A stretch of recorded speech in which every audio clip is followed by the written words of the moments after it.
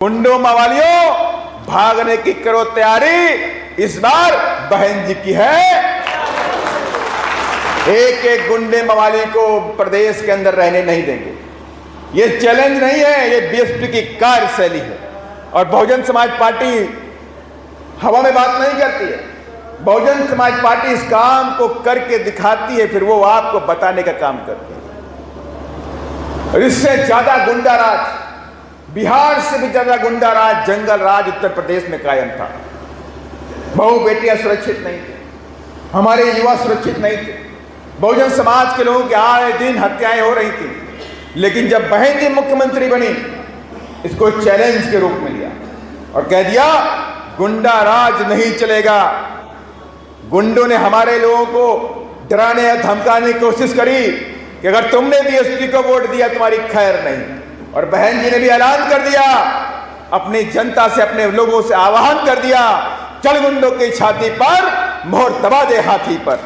और ओम प्रकाश जी मुझसे बोल रहे थे कानवी साहब 1995 में और 2002 में शायद जीते हैं, 2000 में जीते हैं। तो हमने कहा वो छोड़ दीजिए, 2025 में जीतने जा रहे हैं। क्योंकि यहाँ की मुझे याद आ गया कुछ, यहाँ के एक विधायक जो भगेड़ू विधायक हैं, उन्होंने कुछ बहन जी के बारे में बोला था, कुछ अपशब्द बातें करी थी। तो वो तो बहन जी की पैरों की धूल के बराबर भी नहीं है क्या? वो विधायक तो पैरों की धूल के बराबर बहन जी की नहीं है, लेकिन वो बहन जी पे क्वेश्चन कर रही थी। और आज कहाँ चली गई, पता नहीं कहाँ चली गई, उस पर मैं नहीं जाना चाहता। लेकिन इस बार बीएसपी के कार्यकर्ताओं ने ठा लिया है कि हाथी मोहनिया से पटना, और मोहनिया से नहीं, इस बार पूरे कैमूर के चारों हाथी पटना पहुंचेंगे और कोई रोक नहीं पाएगा। और बीएसपी पूरी ताकत के साथ में प्रदेश में लग गई। आज पूरे प्रदेश के अंदर जबे कुचले की एकमात्र आवाज है बहुजन समाज पार्टी। आप समझ लीजिए, पिछले कई सालों से बहुजन समाज पार्टी, जब हमारे समाज के ऊपर अत्याचार होता है, बहु बेटियों के साथ बलात्कार होता है, उनकी हत्या की जा रही है, तो कोई पार्टी नहीं आती, ना आरजेडी आती, ना कांग्रेस आती, ना जेडीयू आता, ना साहनी वाले आते, ना उपेंद्र कुशवाहा जी आते, कोई पार्टी वाले नहीं आते। पार्टियां सबके पास हैं और सभी ये दावा करते हैं हम सामाजिक परिवर्तन की नहीं लड़ रहे हैं, सामाजिक परिवर्तन की बात को बढ़ा रहे हैं। लेकिन जब दबे पिछले पर, अति पिछले के ऊपर अत्याचार की बात आती है, तो इनकी बोलती बंद हो जाती है, तभी शांत हो जाते हैं। अभी आपने पारू की घटना भी देखी, और यहाँ पर आपके चैनपुर में भी देखा कि एक बच्ची को चने के खेत में साग खोटने गई थी, तो उन लोगों ने, खेत के मालिक ने 12-13 साल के बच्ची को, दलित बच्ची को लाठियों से पीट के उसकी हत्या कर दी थी। आरजेडी वाले शांत हो गए, कोई नहीं बोला। और यहाँ तक कि मेरे अच्छी तरह से याद होगा कि दलित के साथ में अत्याचार होता है, चाहे वो दुसाध हो, चाहे वो चमार हो, चाहे वो पासी हो, चाहे कोरी हो, चाहे वो रजक हो, इनके साथ कहीं अत्याचार होता है तो कोई पार्टी बोलने का नाम नहीं लेती, कहीं कोई पार्टी बोलने का नाम नहीं लेती। और अब तो ये हालात प्रदेश के अंदर हो गए, जंगल राज इस कदर आ गया कि अभी हमारे प्रदेश अध्यक्ष बता रहे थे कि छपरा के सारण में कोई लुनिया समाज का बच्चा था, उसका एक वीडियो दिखाया मेरे को कि 5 से 7 लोग लाठियों से पीट के उसकी हत्या कर देते हैं। वो चिल्ला रहा है, रो रहा है, अपनी जान की भीख मांग रहा है, लेकिन जंगल राज इस कदर है कि उस गरीब की आवाज उस दुर्दंत लोगों के कान तक नहीं पहुंची और उसको पीट के हत्या कर दी। ये एक वाक्य नहीं है। अगर मेरे सामने मैं बात करूं तो मेरे पास एक लिस्ट है। अभी हाल ही में होली के दिन जो घटनाएं घटी, उसमें से मैं कुछ प्रमुख घटनाओं के सामने आपके सामने रखना चाहता हूं कि होली के दिन जब पूरा देश खुशी मना रहा होता है, लेकिन दलित समाज के ऊपर अत्याचार का कहर ढाने का भी काम होता है। औरंगाबाद के कोमल पासवान की घटना आपके सामने अभी आई। रंजीत पासवान को गोली मारी गई, वहीं पर कुरुम्बा विधानसभा के अंदर औरंगाबाद में रंजीत पासवान को गोली मार दी गई। उसके बाद गोपालगंज में 13 वर्षीय बालिका नाबालिग बच्चा रामकिशोर मांझी, उसे मारा गया। रामकिशोर मांझी की हत्या कर दी गई, एकमा में विनय कुमार राम की हत्या कर दी गई, अमनौर में अर्जुन राम के बेटे की हत्या कर दी गई, दिगवारा में थाना क्षेत्र में नुनिया समाज की महिलाओं के साथ में और पासवान समाज की महिलाओं के साथ में अत्याचार और जुल्म जाती हुआ।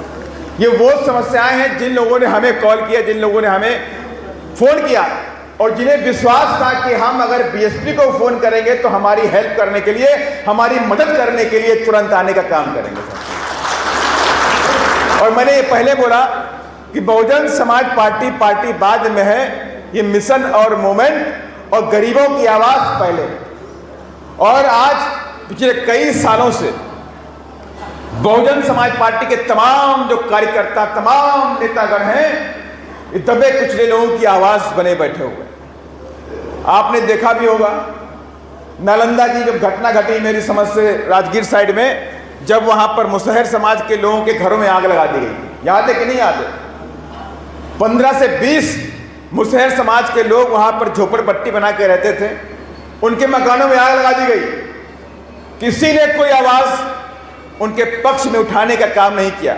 और यहां तक कि इनके जो नेतागण हैं, जो केंद्र में मंत्री बने बैठे हैं, मांझी साहब, उनका बेटा जो यहाँ प्रदेश में मंत्री बना बैठा हुआ है, उसने भी आवाज नहीं उठाई। आवाज किसने उठाई? आपकी शेरनी बहना आदरणीय बहन कुमारी मायावती जी ने आवाज उठाई। देश विदेश की मीडिया उस पर टेंशन लिया, देश विदेश के लोग जान पाए कि अगर क्या हो गया। बहन जी का ट्वीट आया, बिहार में कौन सी घटना घटी, और हम लोग दौड़ के वहां पर गए और देखा कि किस तरह से दुर्दांत अपराधियों ने रात में आके उनको मारा, पीटा, उनकी हत्या भी कर दी गई। एक उसमें एक की डेथ भी हो गई, एक बच्चे की भी डेथ हो गई और घर में आग लगा दी। ये जंगल राज चलता है बिहार के अंदर, और ये जंगल राज के बड़े से बड़े रिजल्ट भी आने शुरू हो गए। अब आप देखिए कि आप पुलिस वाले भी सुरक्षित नहीं, पुलिस वालों की भी हत्याएं की जा रही हैं, हो रही कि नहीं हो रही हैं? पुलिस वालों की हत्याएं हुई कि नहीं हुई? जानते कि नहीं जानते? आप लोग जान रहे ना? तो इसके मतलब ये जंगल राज है, यहां सरकार नहीं है, यहां गुंडों का राज है, मवालियों का राज चलता है। और मैं उनसे कहना चाहता हूं, गुंडों मवालियों, भागने की करो तैयारी, इस बार बहन जी की है। एक एक गुंडे मवाली को प्रदेश के अंदर रहने नहीं देंगे। ये चैलेंज नहीं है, ये बीएसपी की कार्यशैली है। और बहुजन समाज पार्टी हवा में बात नहीं करती है, बहुजन समाज पार्टी इस काम को करके दिखाती है, फिर वो आपको बताने का काम करती है। और इससे ज्यादा गुंडा राज, बिहार से भी ज्यादा गुंडा राज, जंगल राज उत्तर प्रदेश में कायम था। बहु बेटियां सुरक्षित नहीं थी, हमारे युवा सुरक्षित नहीं थे, बहुजन समाज के लोगों की आए दिन हत्याएं हो रही थी। लेकिन जब बहन जी मुख्यमंत्री बनी, इसको चैलेंज के रूप में लिया और कह दिया गुंडा राज नहीं चलेगा। गुंडों ने हमारे लोगों को डराने या धमकाने की कोशिश करी कि अगर तुमने बीएसपी को वोट दिया तुम्हारी खैर नहीं। और बहन जी ने भी ऐलान कर दिया, अपनी जनता से, अपने लोगों से आह्वान कर दिया, चढ़ गुंडों की छाती पर मोहर दबा दे हाथी पर।